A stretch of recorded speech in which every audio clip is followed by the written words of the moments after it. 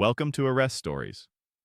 A 33-year-old Winter Springs man faces nearly 6 centuries behind bars after allegedly stealing dozens of senior citizens' identities to fraudulently support Florida's marijuana legalization amendment.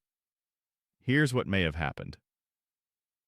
Alexander Dean Francis found himself in Flagler County custody Thursday, charged with criminal use of personal identification information and 37 counts of using personal identification of victims over 60 years of age. The charges stem from Francis's work as a paid petition circulator for Amendment 3, the controversial proposal that sought to enshrine recreational marijuana use rights in Florida's Constitution.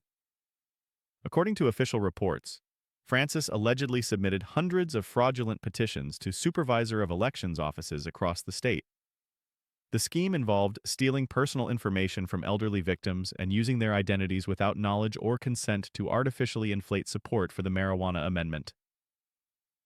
The scope of the alleged fraud appears extensive, with authorities indicating Francis targeted senior citizens specifically for this elaborate deception. The $210,000 case has drawn sharp criticism from state officials who view the charges as an attack on Florida's electoral integrity. One official stated, "Targeting seniors and exploiting their identities to commit voter fraud and change our state's constitution is abhorrent and an affront to our Republican form of government. My office will continue to hold petition fraudsters accountable and protect the sanctity of the Florida Constitution." The mathematical reality facing Francis is staggering.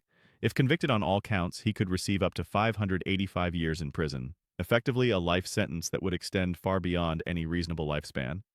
This case highlights ongoing concerns about petition fraud in Florida, particularly involving constitutional amendments that require substantial signature thresholds.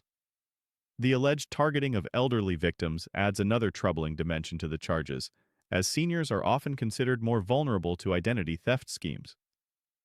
Amendment 3 ultimately appeared on ballots statewide, though the connection between Francis's alleged fraudulent activities and the amendment's qualification remains under investigation. All suspects presumed innocent until proven guilty in a court of law. Do not take this report as factual. Always verify facts. Thanks for watching Arrest Stories.